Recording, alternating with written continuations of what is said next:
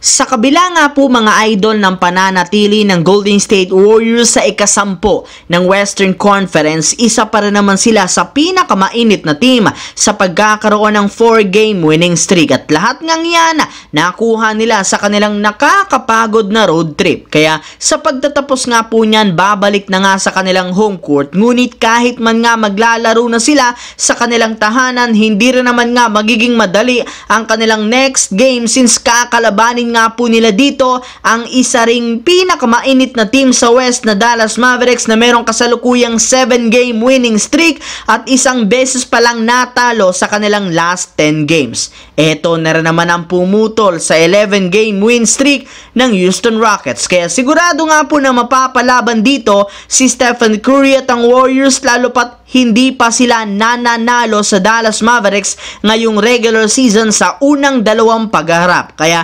kailangan nga talaga itong seryosohin ng Warriors kung ayaw nilang mahabulan muli ng Houston Rockets. Hindi pa rin naman nga sumusuko na makaangat sa top 10. Samantala, since buhay na buhay ang pag-asa ng Los Angeles Lakers na makasigurado agad ng isang pwesto sa playoffs ng West, ginagawa na nga po ng kanilang buong team ang lahat ng makakaya upang maipanalo ang mga natitirang laro. At inumpisahan nga ito ng kanilang superstar na si LeBron James matapos siyang magtala ng 40 points sa kanyang 9 out of 10 shooting sa kanilang pagkapanalo sa Nets. Pero kung akala nyo nga mga idol tapos na si LeBron sa paggawa ng ganyang klaseng performance, well, diyan nga kayo nagkakamali. Gayong base nga sa ibinulgar ni Jovan Bohan ng The Athletic, inaasahan na nga po na magtatala muli si LeBron James ng 30 plus points sa kanilang huling napakahalagang 7 laro. Yes mga idol, sisikapin nga po ng Lakers na bigyan si LeBron James ng magagandang play at mas dadalasan na rin naman nga po nila ang pagbibigay sa kanya ng bola upang sa ganoon makuha agad nito ang kanyang rhythm sa simula pa lang.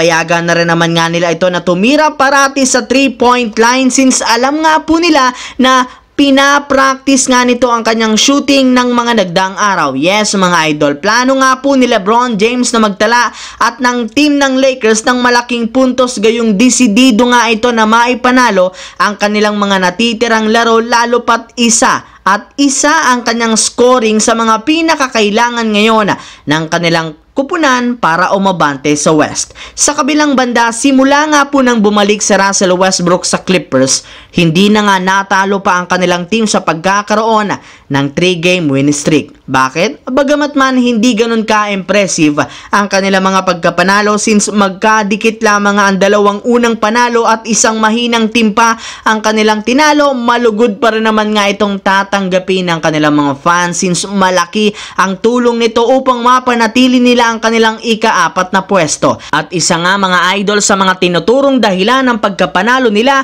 ay ang pagbabalik ni Russell Westbrook, at kahit man nananatiling malamig ang shooting nito, hindi rin naman nga matatawaran ang husay nito at pagiging epektibo sa Clippers sa mga ginagawa nitong hustle plays at pagkuha ng rebound sa depensa na rin naman na walang kapantay na enerhiya. Kaya dahil dyan, hindi na nga malamya ang Clippers ng husto sa nakalipas na laban na isang magandang senyales na maibabalik na lang muli ang momentum ng kanilang team sa mga susunod na laro.